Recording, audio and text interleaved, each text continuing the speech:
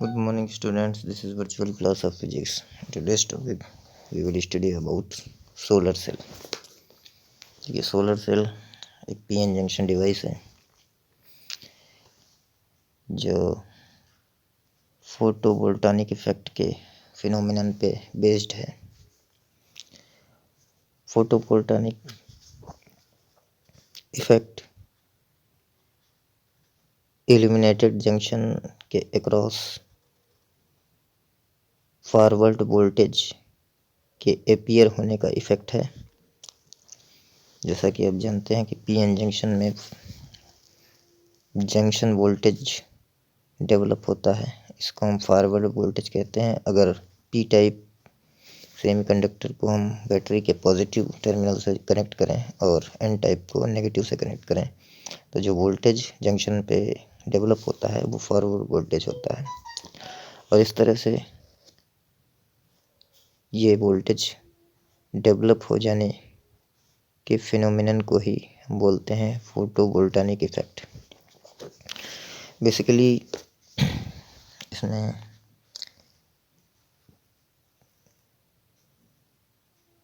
एक N type semiconductor होता है, इसकी पतली सी लेयर होती है, उसके नीचे एक चौड़ा सा पी टाइप सेमीकंडक्टर होता है। ये एन है, ये पी है, ये जंक्शन है। पी टाइप सेमीकंडक्टर के नीचे एक मेटल का बैक कांटेक्ट होता है और इसके ऊपर फिंगर जैसी कुछ इस तरह से फिंगर जैसे मेटल के ये इस तरह से बनी होती हैं, फिंगर्स टाइप की मेटालिक फिंगर्स होती हैं। इन पर इनके बीच में जो गैप होता है उस पर सोलर एनर्जी इंसिडेंट होती है और इससे एन और पी के बीच में डिप्लेशन लेयर क्रिएट होती है और एन और पी रीजन्स में कोवलेंट बॉन्ड टूटते हैं, जिससे इलेक्ट्रॉन पेयर कपल जो हैं वो जनरेट होते हैं। इलेक्ट्रॉन्स एन रीजन में इकट्ठा हो जाते हैं और होल्स जो हैं वो पी रीजन में इकट्ठा होते हैं। तो इस तरह से आप देख रहे हैं कि पी जो है वो पॉजिटिव हो जाता है और एन नेगेटिव हो जाता है। इससे इसमें एक इलेक्ट्रिक फील्ड डेवलप होता है। तो इलेक्ट्रिक फील्ड डेवलप होने से एक ईएमएफ जनरेट हो जाता है। अगर हम एक एक्सटर्नल लोड इसमें कनेक्ट कर दें कुछ इस तरह से, आप देख सकते हैं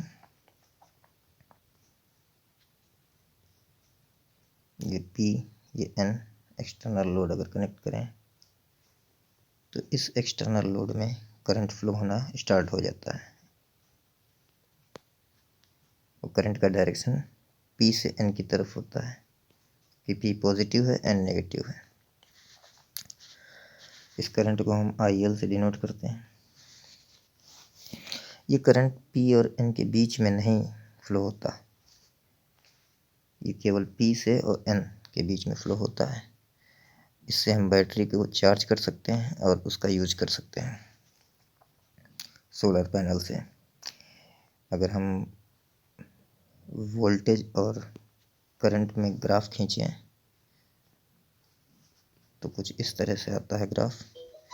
ये ग्राफ ये फोर्थ क्वाड्रेंट में इसलिए बनाया जाता है क्योंकि करंट जो है वो पीएन जंक्शन से होकर के फ्लो नहीं हो रहा है।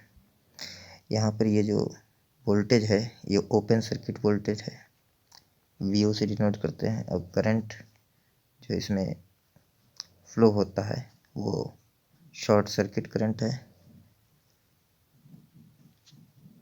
अब हम सोलर सेल के बाद में नेक्स्ट टॉपिक देखते हैं। नेक्स्ट टॉपिक आपका magnetic effect of current chapter का है। Magnetic field at the centre of a current carrying circular loop. देखिए ये करंट कैरिंग लूप है, इसमें करंट कुछ इस तरह से फ्लो हो रहा है। ये करंट फ्लो हो रहा है यहाँ से करंट लीव करता है और हमको इसके सेंटर पर मैग्नेटिक फील्ड फाइंड करना है। आप देख रहे हैं कि डायरेक्शन करंट का जो है एंटी क्लॉकवाइज है। अगर हम राइट हैंड थंब रूल का यूज़ करें तो ये डायरेक्शन ऊपर की तरफ हमको मिलता है मैग्नेटिक फील्ड का। सपोज करते हैं मैग्नेटिक फील्ड स्मॉल है dB due to a small element of length dl length का एक स्मॉल एलिमेंट यहाँ पे हम लेते हैं। ये छोटा सा एलिमेंट, इसकी लेंथ dl है और इसकी सेंटर से डिस्टेंस जो है रेडियस के इक्वल होगी। सपोज करते हैं ये रेडियस स्मॉल a है। तो यहाँ से हम देखें, अगर हम बायो सेवर्ट लॉ का यूज़ करें तो dB equal to mu naught, suppose करते हैं ये I करंट है, अपॉन 4 पाई IDL। यहाँ पे साइन थीटा साइन 90 हो जाएगा। ये आप देख रहे हैं एंगल 90 डिग्री है, साइन 90 डिग्री 1 हो जाएगा अपॉन ए स्क्वायर हो जाएगा।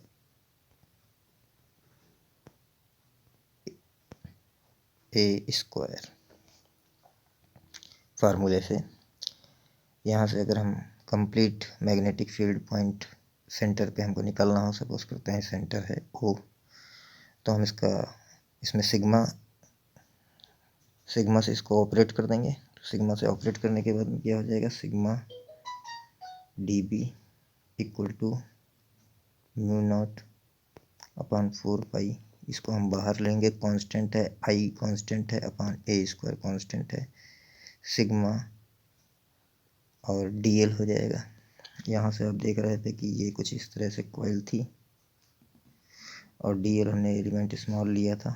अगर हम इस तरह के कई सारे एलिमेंट कनेक्ट कर देंगे आपस में तो हमको ये पूरा सरकमफ्रेंस मिल जाएगा। तो हम क्या कर सकते हैं, यहाँ पर complete magnetic field B equal to क्या हो जाएगा, mu naught upon 4 pi I upon a square multiplied by circumference का फार्मूला क्या हो जाएगा, 2 पाई A। यहाँ से a से स्क्वायर कैंसिल हो गया, पाई से पाई कैंसिल हो गया, 2 से डिवाइड कर दिया हमने 4 को, तो हमारा फार्मूला बना mu naught I upon 2a B equal to mu naught I upon 2a। ये आपका फार्मूला है magnetic field at the centre of a current carrying conductor, current carrying circular coil और लूप। उसके बाद में next topic Ampere circuital law आपके syllabus में नहीं है, ये सब हट चुका है। फिर लॉरेंज फोर्स के बारे में आप लोग पढ़ चुके हैं, मैग्नेटिक फोर्स भी पढ़ चुके हैं। फिर से एक बार रिमाइंड कर लेते हैं। Lorentz force F is equal to q E plus q in bracket V cross B, ये आपका होता है। हम चाहें तो इसको ये भी लिख सकते हैं, vector F equal to q in bracket vector E plus V cross B। तो ये हम पहले पढ़ चुके हैं इसको। इसके बाद में नेक्स्ट टॉपिक आपका motion of A charge particle in uniform magnetic field, ये भी हम पढ़ चुके हैं। फिर आपके कुछ फंडामेंटल टॉपिक्स और भी हैं जिनको हम पढ़ लेते हैं। इनमें एक चैप्टर आपका मैग्नेटिक मटेरियल, ये भी आपका सिलेबस से हट चुका है। फिर हम आ जाते हैं हमारा न्यू चैप्टर इलेक्ट्रोमैग्नेटिक इंडक्शन। तो इसमें फैराडेज लॉ सबसे पहले हम लिखते हैं। फैराडेज लॉ में फैराडेज लॉ, इसमें फर्स्ट लॉ जो है आपका, फर्स्ट लॉ क्या है, when the magnetic flux through a circuit is changing and induced EMF is set up in the circuit, whose magnitude is equal to the negative rate of change of magnetic flux. This is also known as Newman's law. मतलब कहने का ये है कि जब सबसे पहले हम मैग्नेटिक फ्लक्स को हम समझ लेते हैं क्या होता है कि अगर किसी मैग्नेटिक फील्ड में कोई सरफेस रखा हुआ है और उसका एरिया वेक्टर कुछ इस तरह से है, वेक्टर ए, ये आपका एरिया वेक्टर है, ये आपका वेक्टर बी है, इनके बीच का एंगल थीटा है, तो मैग्नेटिक फ्लक्स इनका डॉट प्रोडक्ट होता है, स्केलर क्वांटिटी है। इसको फाई बी से डिनोट करते हैं, phi B equal to vector B dot vector A, यानी B A cos theta. Phi B equal to B A cos theta, B A cos theta, ये magnetic field है, magnetic flux है, इसका unit होता है weber. और suppose करते हैं कि अगर टाइम t1 पर मैग्नेटिक फ्लक्स φ1 है और टाइम t2 पर मैग्नेटिक फ्लक्स φ2 है, तो फ्लक्स का जो चेंज हुआ वो φ2 डेल्टा टी में, टाइम डेल्टा टी में जो फ्लक्स चेंज हुआ वो डेल्टा फाई बी हो गया।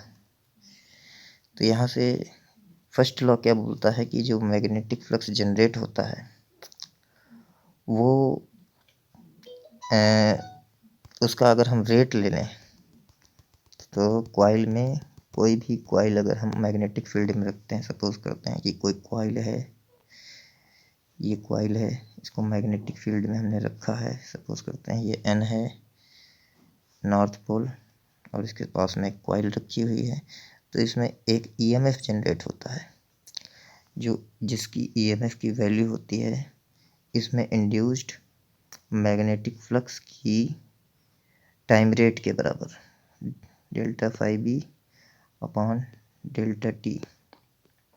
ये नेगेटिव साइन यहाँ पे लेते हैं, नेगेटिव साइन से ये पता चलता है कि ये जो EMF है ये अपने रीज़न को अपोज करता है, जिससे ये डेवलप होता है, जिस भी चीज़ से डेवलप होता है उसको अपोज करता है। सपोज अपोज करने का मतलब क्या है, देखिए ये नॉर्थ पोल है, अगर अपोज करने की बात आती है तो इसका सामने वाला फेस भी नॉर्थ पोल होना चाहिए। तो नॉर्थ पोल सामने वाला फेस कैसे होगा, आप देख सकते हैं नॉर्थ का एन हम कुछ इस तरह से बना सकते हैं। इसका मतलब ये कैसा डायरेक्शन हो गया, ये एंटी क्लॉकवाइज डायरेक्शन है। तो अपोज करने के लिए अगर हम इसका मैग्नेट का मूवमेंट कुछ इस तरह को कर रहे हैं, मूव कर रहे हैं कॉइल की तरफ, तो इसमें जो EMF होगा उसका डायरेक्शन कुछ इस तरह होगा कि करंट एंटी क्लॉकवाइज डायरेक्शन में फ्लो होगी। तो एंटी क्लॉकवाइज डायरेक्शन में फ्लो होने से क्या होगा कि इसका जो सामने वाला फेस है वो नॉर्थ पोल बन जाएगा, नॉर्थ पोल से रिपल्सन होगा, रिपल्सन का मतलब अपोज हो जाएगा। इसके अपोजिट अगर हम इसको दूर ले जाते हैं, सपोज करते हैं हम इसको दूर ले जा रहे हैं, इस तरफ को ले जा रहे हैं, अवे फ्रॉम द कॉइल, तो इस अपोज करने के लिए कॉइल को इसको अट्रैक्ट करना पड़ेगा। अट्रैक्ट करने के लिए हम साउथ का यूज़ करते हैं। देखिए साउथ, ये मूवमेंट इधर हो रहा है तो साउथ को हम कुछ इस तरह से बना सकते हैं, ये साउथ है, तो साउथ इसका जो डायरेक्शन हम देखें तो क्लॉकवाइज डायरेक्शन है, तो अट्रैक्ट करने के लिए करंट का डायरेक्शन जो है वो क्लॉकवाइज होना चाहिए।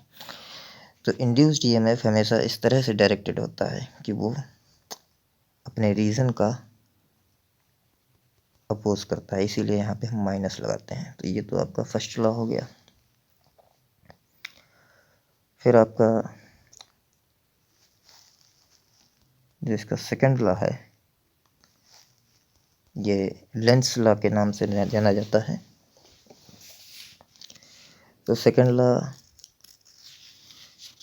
आपका ये है कि the direction of the induced current, second law ये है the direction of the induced current, induced EMF और इंड्यूस्ड करंट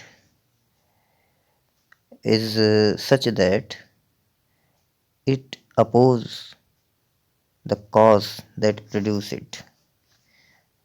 जो अभी बात माइनस साइन के साथ में बताई वही सेकंड लॉ कहता है कि इंड्यूस्ड ईएमएफ का डायरेक्शन कुछ इस तरह से होता है, करंट का या ईएमएफ का डायरेक्शन कुछ इस तरह से होता है कि वो अपने काज का, अपने जिससे वो डेवलप होता है उसको अपोज करता है। This is also known as Lenz law. तो यहाँ से लेंस लॉ आप लोग पढ़ें, इम्पोर्टेंट है। उसके बाद में इंड्यूस्ड करंट का डायरेक्शन फाइंड करने के लिए हम राइट हैंड थंब रूल का यूज़ करते हैं। राइट हैंड रूल का, फ्लेमिंग्स राइट हैंड रूल का यूज़ करते हैं कुछ इस तरह से। अगर हम अपने हाथ की फिंगर्स को कुछ इस तरह से मोल्ड करें कि हमारा जो थंब है वो मोशन, कंडक्टर के मोशन को बताए, और रिमेनिंग फिंगर्स जो हैं कुछ इस तरह से, ये थंब है, ये motion of the conductor, motion को बताता है। ये देखिए मोशन,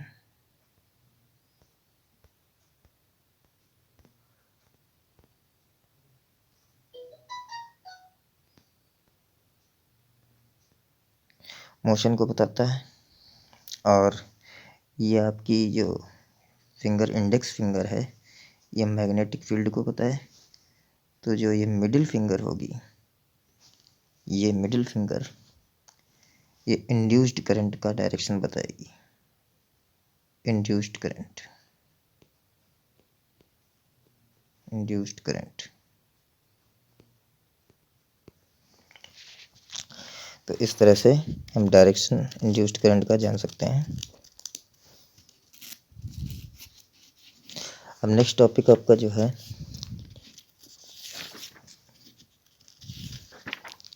सेल्फ इंडक्शन है। तो सेल्फ इंडक्शन भी देख लेते हैं।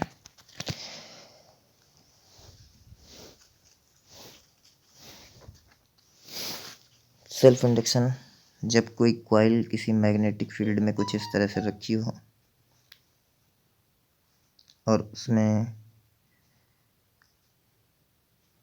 बैटरी भी कनेक्ट हो, और बैटरी में हमने स्विच भी लगा रखा है, सपोज करते हैं स्विच लगा रखा है, और इसमें हम करंट को फ्लो करते हैं। तो करंट को ऑन ऑफ करने से या उसकी वैल्यू चेंज करने से इसमें मैग्नेटिक फील्ड जनरेट हो जाता है, इसमें एक ईएमएफ जनरेट हो जाता है। ईएमएफ जो जनरेट होता है, इंड्यूस्ड ईएमएफ, उसका डायरेक्शन कुछ इस तरह से होता है कि वो मेन ईएमएफ जो बैटरी का ईएमएफ है उसको अपोज करता है। तो ये जो फिनोमेनन है, the phenomenon of electromagnetic induction in which on changing the current in a coil and opposing induced EMF is set up in that very coil is called self induction, and this induced EMF is called back EMF. ये यहाँ पे back EMF generate होता है। Back EMF को back EMF क्यों कहते हैं? क्योंकि ये मेन ईएमएफ को अपोज करता है।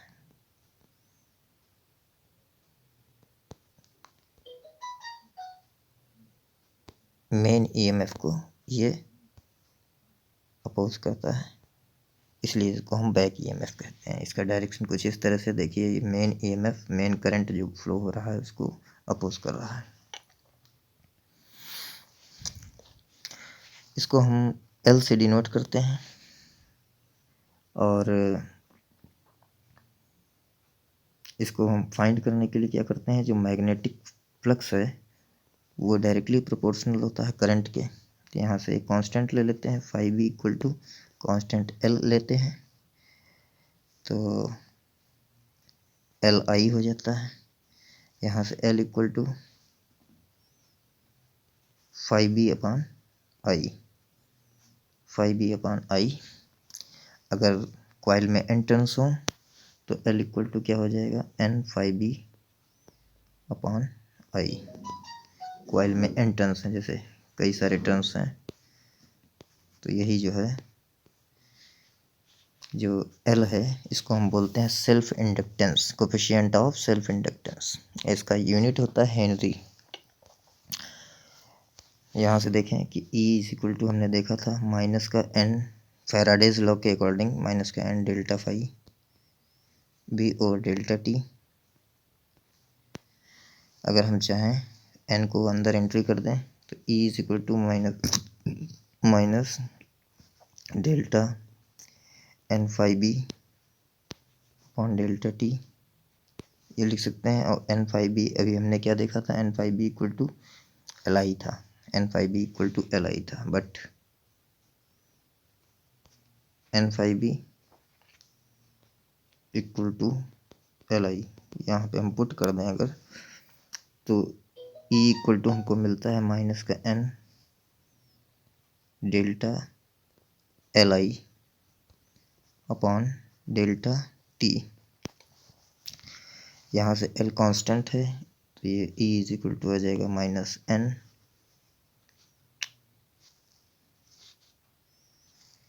Delta N L delta I upon delta t. या हम इसको लिख सकते हैं, अगर नंबर ऑफ टर्न्स केवल 1 है, n की वैल्यू 1 है, सिंगल टर्न है, तो E इक्वल टू माइनस का L delta I upon delta t, या यहाँ से L इक्वल टू हम फाइंड कर सकते हैं माइनस का E upon delta I upon delta t. ये फार्मूला हमारा हो गया सेल्फ इंडक्टेंस के। बाद में अब हम म्यूचुअल इंडक्टेंस को भी देख लेते हैं। म्यूचुअल इंडक्टेंस जो है वो सेल्फ इंडक्टेंस के जैसा ही है।